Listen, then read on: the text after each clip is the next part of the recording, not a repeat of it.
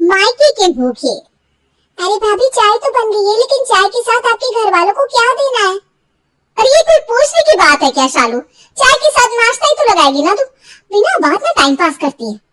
अरे भाभी चाय के साथ नाश्ता देना ये तो मुझे भी पता है, वही तो मैं पूछ रही हूँ कि नाश्ते में क्या लगाऊं? फिर वही बात, तुझे नहीं पता कि मेहमानों के सामने क्या रखा जाता है? जा जाकर रोस्टेड ड्राई फ्रूट्स और काजू मिक्सचर उठा ला, और हाँ वो बटर कुकीज भी लगा देना। अरे भाभी अगर ड्राई फ्रूट्स, नमकीन और बटर कुकीज मुझे दिख गई होती ना, तो मैं इतनी देर से आपसे सवाल जवाब ना कर रही होती। अरे तो कहना क्या चाहती है, साफ साफ बताना, क्यों टाइम पास कर रही है? दिन तो से कितना काम पड़ा हुआ है, अभी सबके लिए लंच भी तो बनाना है।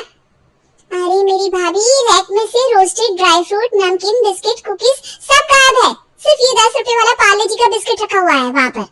अब आप कहो तो पार्ले जी बिस्किट लगा दूं चाय के साथ, वरना ऐसे ही सूखी सूखी चाय ले जाओ। हैं? ऐसा कैसे हो सकता है? अरे सब सामान कहाँ चला जाएगा? तो रुक, मैं अभी माँ जी से पूछ कर आती हूँ। मम्मी जी तो 1 घंटे पहले ही कीर्तन में चली गई। क्या? मम्मी जी कीर्तन में चली गई? मम्मी जी तो कभी कीर्तन में नहीं जाती, उन्हें भजन कीर्तन करना कब से अच्छा लगने लग गया। अब ये तो जब मम्मी जी आएंगे ना तो आप उन्हीं से पूछ लेना। लेकिन फिलहाल की ताजा खबर ये है कि आपके घर से जब फोन आया था कि आपकी मम्मी, पापा और भैया भाभी आने वाले हैं, उसके आधे घंटे बाद ही मम्मी जी कीर्तन में जाने का कहकर यहाँ से रफू चक्कर हो गई थी और बोल रही थी शाम से पहले वापस नहीं आने वाली। अरे तो फिर क्या करें, मेहमानों के सामने ऐसे ही पार्ले जी बिस्किट लेकर जाएगी क्या? अरे भाभी जल्दी बताओ ना, क्या करूं, चाय ठंडी हुई जा रही है। अच्छा ठीक है, तू ले जाइए पार्ले जी का बिस्किट, और सुन मेरे कमरे में ना मूंग दाल की नमकीन रखी है, वही लगा दे फिलहाल, बाकी देखते हैं।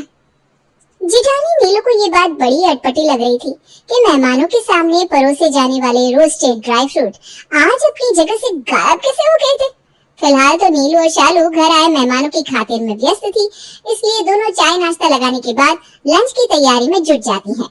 2-3 घंटे में लंच करने के बाद नीलू के घर वाले वापस अपने घर की ओर लौट जाते हैं। 3 दिन बाद।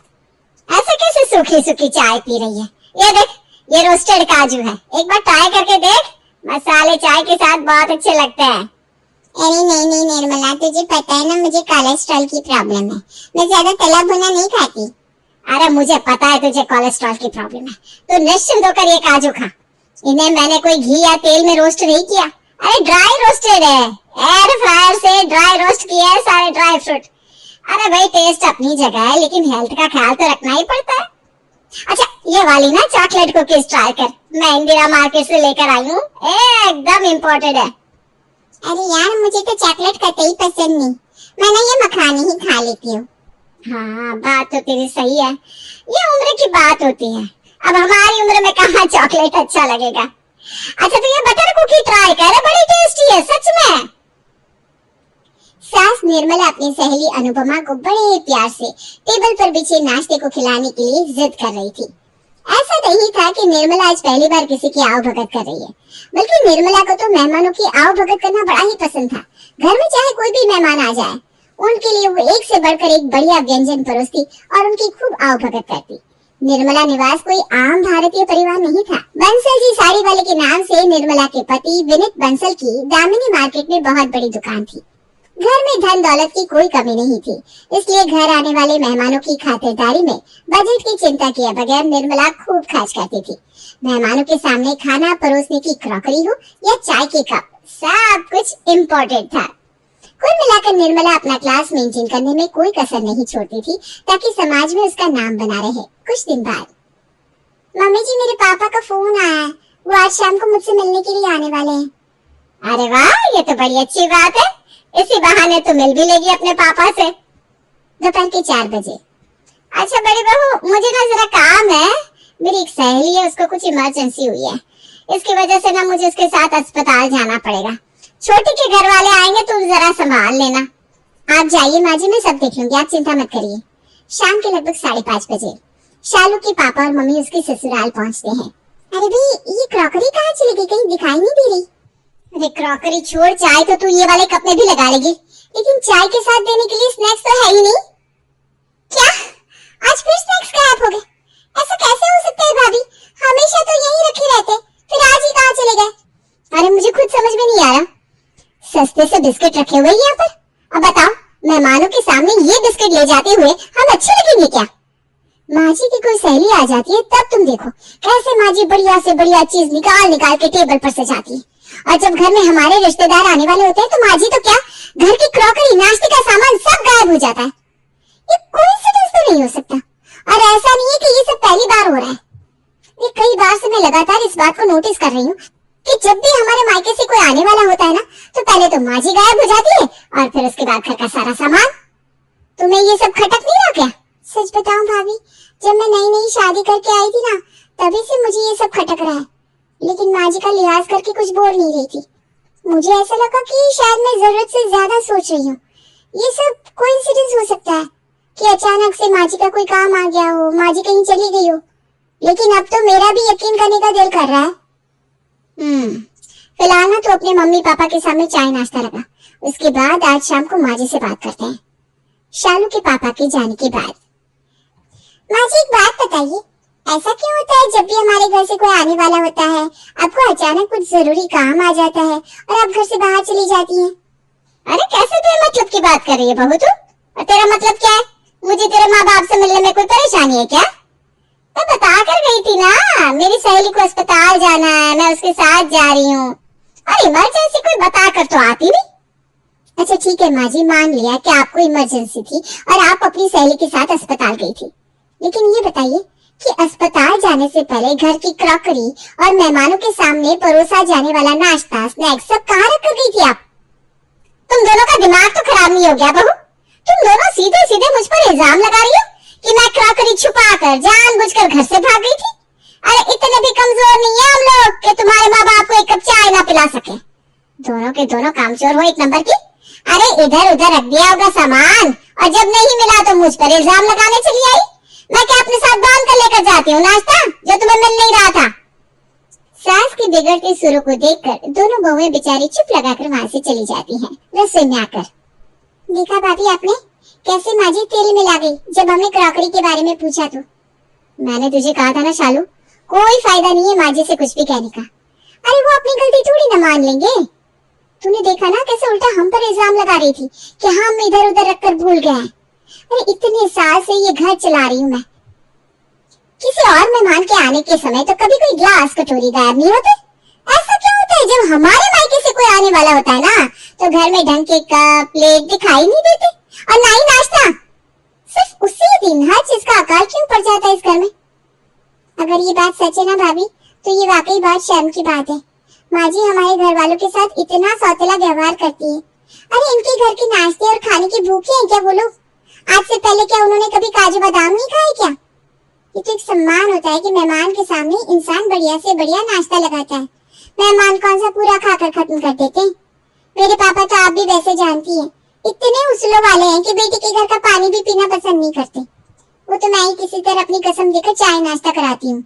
अरे शालू जाने देना, मुझे क्या बता रही है, मैं सब जानती हूँ। कोई भी लड़की वाला बेटे के घर खाने के लिए नहीं जाता। खराबी हमारे माँ बाप में नहीं, माँ जी की सोच में है, और उनकी सोच को बदल पाना हमारे बस का नहीं है। तो छोड़ ना, क्यों अपना दिल जला रही है? 2 दिन बाद। अरे बहू देखना तो, मेरे फोन से पता नहीं किसी को कॉल ही नहीं लग रहा, सिग्नल ही नहीं आ रहा मेरे फोन में। अरे मम्मी जी आपको किसी को कॉल करना है तो मेरे फोन से कर लीजिए ना, होता है कभी कभी मोबाइल में ना नेटवर्क नहीं आता। हाँ वो रुचि को फोन कर रही थी, तो अपना फोन दे जा, मैं बात करके अभी देती हूँ। सासू माँ बहू शालू का फोन लेकर अपने कमरे में जाती है और अपनी बेटी से बातें करने लगती है। भाभी मैं कहती थी ना, जब हमारे घर वाले आने वाले होते हैं तो माँ जी जानबूझकर सब कुछ छुपा कर जाती है। देखो मुझे इसका प्रूफ भी मिल गया। अरे छोटी क्या बात करी है, कैसा प्रूफ? दिखा मुझे भी। अरे भाभी दिखाने वाला प्रूफ नहीं है, सुनने वाला है। आप मेरे कमरे में चलिए, सब सुनाती हूँ। किचन में तो माँ जी मिनट मिनट पर आकर झांक कर जाती है। देवरानी की बात सुनकर नीलू उसके साथ उसके कमरे में पहुंच जाती है। अरे शालू दिखाना जल्दी से, क्या सबूत है? सस्पेंस क्यों क्रिएट कर रही है? भाभी कल माँ जी के फोन में नेटवर्क नहीं आ रहा था, तो मैंने उन्हें अपना फोन दिया था रुचि दीदी से बात करने के लिए, लेकिन देते समय माँ जी को ये बताना भूल गई कि मेरे फोन में कॉल रिकॉर्डर लगा हुआ है, और जो भी बातें उन्होंने दीदी के साथ की वो सारी मेरे फोन में रिकॉर्ड हो गई है। तो ऐसी क्या बात करी मम्मी जी ने दीदी के साथ? आप खुद ही सुन लो ना। इतना कहकर देवरानी शालू मोबाइल की रिकॉर्डिंग ऑन कर देती है। अरे रुचि बेटा, कैसी है तू? और बता कब आने वाली है? मम्मी देखती हूँ, आपको तो पता ही है ना, आपके दामाद जी को छुट्टियाँ कहाँ मिलती है। मैं तो कब से कह रही हूँ कि मुझे मेरे मायके छोड़ाओ, लेकिन उनके पास समय ही नहीं रहता। अरे बेटा, समय तो निकालने से निकलता है, और ये घर गृहस्थी की जिम्मेदारियाँ कभी कम थोड़ी ना होती है। इन्हीं जिम्मेदारियों के बीच से समय निकाल कर और काम भी निपटाने पड़ते हैं। तू जल्दी से यहाँ आने का प्रोग्राम बना ले बेटा। मैं तब तक ना तेरे लिए गुजिया और आलू के चिप्स भी बनवा देती हूँ। तुझे बहुत पसंद है ना, तू आएगी तो लेती आना। ठीक है मम्मी। और बताओ, आप बता रही थी उस दिन भाभी के मायके वाले आने वाले थे, फिर क्या हुआ उस दिन? अरे होगा क्या, इन दोनों के भूखे मायके वालों को मैं तो मुंह लगाती ही नहीं। अरे सब समझती हूँ, महीने में 2-3 बार बेटे के घर मुंह उठाकर चले आते। क्या करने आते हैं तू ही बता। अरे भूखे है एक नंबर के, हमारे यहाँ बढ़िया बढ़िया माल खाने आते हैं और क्या। इसीलिए मैं तो बहाने से निकल जाती हूँ, और ये महंगा महंगा जो नाश्ते का सामान रहता है ना, सब उठाकर अपनी अलमारी में रखकर ताला लगा देती हूँ। ठीक कहती है मम्मी आप बिल्कुल। अरे जब रूखी सूखी चाय और पार्ले जी बिस्किट पर महीने में 2 चक्कर लगा जाते हैं ना, वो लोग तो काजू बादाम खिलाने पर पता नहीं क्या करेंगे। मुझे तो लगता है महीने के 10 दिन यहीं पड़े रहेंगे, और दिन में 4-4 बार खाना खिलाना पड़ेगा उन लोगों को, सो अलग। अरे बेटा, खूब समझ रही हूँ मैं, इतना बड़ा घर आज से पहले देखा तो है नहीं, इसलिए बस चले आते महंगे बर्तनों में शाही खाना खाने के लिए। छी, कितनी गंदी सोच है माँ जी की। और हमारे घर वालों को क्या भिखारी समझती है? अरे वो लोग यहाँ पर खाने के लिए आएंगे क्या? वही तो भाभी, कोई भी मेहमान किसी के घर खाने पीने के लिए थोड़ी ना आता है। माँ जी की सोच तो वाकई बहुत ही छोटी और सस्ती है। क्या कहती हो, ये रिकॉर्डिंग सुनवा कर ले ले माँ जी को आड़े हाथ? अरे छोड़ ना, माँ जी ने ये सब बातें कहकर बहुत ही छोटा काम किया है, और उनसे ये सब कहकर हम उनकी तरह छोटे नहीं बनना चाहते। उनकी सोच उनको मुबारक। और वैसे भी किसी महान आदमी ने कहा है, कीचड़ में उतरने से ना कपड़े अपने भी गंदे होते हैं। समझदारी इसी में है कि कीचड़ से बच के किनारे से निकल जाओ। कुछ समझी या नहीं? हाँ भाभी, ठीक कह रही हो आप। सिर्फ घर बड़ा हो जाने से इंसान बड़ा नहीं हो जाता, उसके लिए सोच का बड़ा होना बहुत जरूरी है। अरे तू चिंता मत कर छोटी, इस दुनिया में समय आने पर हर चीज में बदलाव आता है। तू बस इंतजार कर, माँ जी की सोच भी ना एक दिन जरूर बदलेगी। अरे बहू देखो तो, आज पूर्ति को देखने लड़के वाले आ रहे हैं। बहुत बड़े घर का रिश्ता है। अरे समझ लो रजवाड़े हैं, उनकी खातिरदारी में कोई कमी नहीं आनी चाहिए, समझ रही हो ना? हाँ हाँ माँ जी, समझ गई मैं। आप परेशान मत होइए, मैं सब संभालूंगी। अरे माँ, आप भी किसके हाथों में जिम्मेदारी सौंप रही हो? जैसी खुद है वैसा ही खाना बनाकर रख देगी मेहमानों के सामने। आपको कुछ तो दिमाग लगाना चाहिए ना। इतने बड़े घर के लोग हैं, भाभी के हाथ का खाना थोड़ी ना पसंद आएगा उन्हें। आप रहने दो भाभी, आप ऐसा करना, आप बस मेरी हेल्प कर देना, खाना वही बनेगा जो मैं बताऊंगी। रुचि के बताए अनुसार पूरा खाना रेडी हो जाता है मेहमानों के आने के बाद। रुचि, सब तैयार है ना? ला थोड़ा खाना चखा दे, कुछ कमी होगी तो उसे ठीक कर लेंगे। रुचि अपनी माँ को टेस्ट कराने के लिए जैसे ही सब्जी निकालने जाती है, अचानक ही भगोना उसके हाथ से छूट जाता है। अरे क्या कर दिया तूने, सारा खाना फर्श पर फैला दिया। खीर मिठाई सब में सब्जी गिरा दी। अब मेहमानों के आगे क्या परोसूंगी?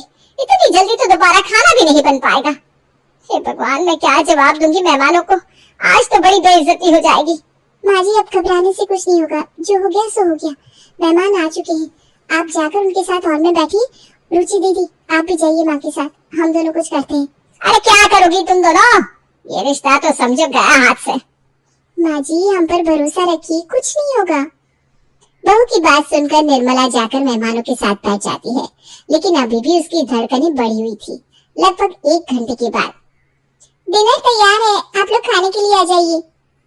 निर्मला शालू की ओर हैरानी से देख रही थी। खा पीकर कुछ देर बाद मेहमान वापस लौट गए। मेहमान के जाने के बाद, अरे बहू, इतनी जल्दी खाने का इंतजाम कैसे हुआ? हमारे लोकेशन पर तो ऑनलाइन खाना ऑर्डर करो तब भी 1.5 घंटे से ज्यादा टाइम लग जाता है डिलीवरी में। माँ जी, शालू ने अपने भाई को फोन किया और सारी बात बताई। शालू के भैया के खास दोस्त का अपने ही एरिया में 3 स्टार होटल है। भैया ने जाकर फटाफट फूड पैक कराया और यहाँ पहुंचा दिया। ऑर्डर देकर खाना लेने में तो काफी टाइम लग जाता। तेरा बहुत बहुत धन्यवाद बहू, मुझे माफ कर दे। मैंने हमेशा तुम दोनों के मायके वालों का अपमान किया। फिर भी मेरा मान सम्मान बचाने के लिए तेरे भैया अपना सब काम छोड़कर दौड़े चले आए। मैं अपने किए पर बहुत शर्मिंदा हूँ बेटा। शायद मुझे मेरे किए की सजा देने के लिए ही भगवान ने आज ऐसी परिस्थिति में फंसाया। आप माफी मत मांगिए माँ जी, बस आपको अपनी गलती का एहसास हो गया, इतना ही काफी है।